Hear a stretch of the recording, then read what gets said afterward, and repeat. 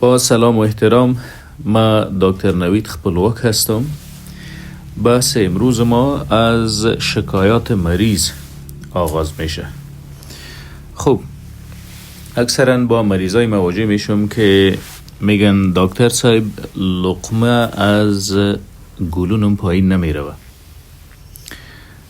یا احساس گیر کردن چیز در گلونم دارم یا فکر میکنم در گلونم کدام دانه به وجود آمده. بعض مریضا در هنگام خوردن غذا احساس خفگی دارن، گلو گرفتگی در هنگام بلیدن غذا، سرفه های مکرر با بلیدن یا قرد کردن لقمه غذایی. اینا همه شکایات است که از زبان مریض به سمع ما میرسه.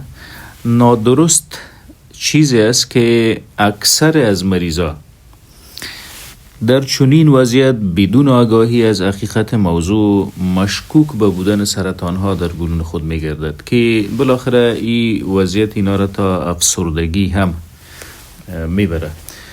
موضوع بحث ما Upper Esophageal Sphincter Disorders یا اختلالات حلقی فوقانی میری.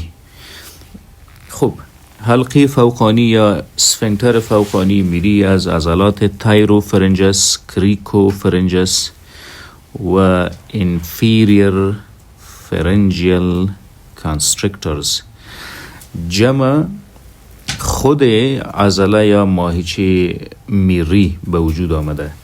این 4 عضله در نقطه‌ای که با هم تقاطع میکنه یا در نقطه‌ای که با هم میبینه یک حلقه عضلانی قوی یا مسکولار والو به وجود میاد که به نام اپر اسافگل سفنکتر یاد میشه یا مسکولار والو یا حلقه عضلانی فوقانی میری. دقیق جای است که از اینجا میری شروع میشه و پایین تا معده امتداد پیدا میکنه. هر حرکت و سکنت این حلقه توسط مغز کنترل و اداره میشه. ببینیم این برین یا مغز و مید برین، پانز، مدولا قسمت های از CNS یا سیستم عصبی مرکزی است. رگ ویگس یا ویگس نرف مستقیم از سیستم عصبی مرکزی آمده. موتور سپلای یا انقباض و انبساط حلقه را کنترل میکنه و سوالوینگ سنتری که در پانز موجود است یا همون بخشی از مغز که قرد کردن و بلیدن کنترل میکنه. این حلقه توسط همین دو بخش کنترل میشه.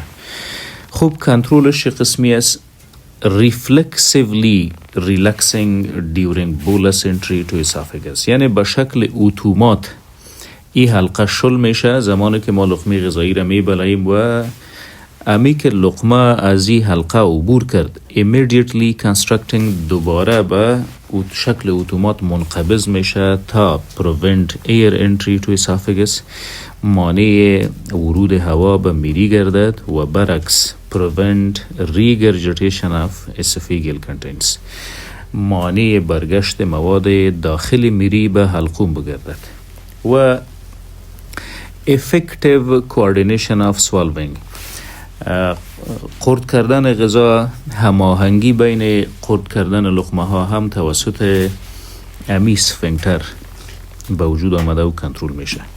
علت های اساسی اختلالات اپر اسافگل سفنکتر دیزیز کریکوفرنجل دیسفانکشن است یا عضله که قبلا گفتیم اگر کمکار شوه فلج شوه علائم بروز میکنه. زنگر دایورتیکولم، خب اگر قسمت فوقانی میری یا اسفنکتر بند باشه و ما لقمه را به زور قرد کنیم، یک بخش قسمت فوقانی اسفنکتر که نقطه ضعیف به نام کیلین دهسز موجود است، امو فشار تحت فشار موجود به یک طرف مبرایه، ای را دایورتیکولمز میگه. استروک، سکته ها، پرکنسن دیزیز، مایستینیا گریوس و گلنبار سندروم، اینا امراض است که میتونه این علائم به وجود بیاره. مهمتر از همه کمبود ویتامین B12 یا کوبالامین در رگ‌های عصبی تسلط کمتر عصبی را روی عضلات به وجود میاره و علائمی که قبلا گفتیم نزد مریضا به وجود میاره. از همه مهم فیصدی خیلی زیاد حتی تا 90% از مریضا علائم از زمان حکایت میکنه که تشویش، قهر، غصه و اضطراب و افسردگی ها دامنگیر از یا شود. افسردگی مستقیما سیستم عصبی مرکزی را محاصره کرده و سیستم عصبی مرکزی هر انقباض و انبساط ای عضله فوقانی میری را درست تنظیم نمی کنه. در شرایط خیلی کم بعض از سرطان ها چون هایپوفرنجل سکواموسل کارسینوما که بیشتر در حلقوم به وجود میه، پوست کریکاید کارسینوما که بیرون از حلقات قصبه ریه به وجود میه، سروایکل اسوفیگل سکواموسل کارسینوما که در قسمت آغازین میری به وجود میه و در شرایط خیلی کم لوکلی اینویسیو تایروید کانسر اگر در تایروید یا در جاغور غدوات سرطانی یا حجرات سرطانی باشه و به اسفنکتر سرایت کنه علائم به وجود میاره.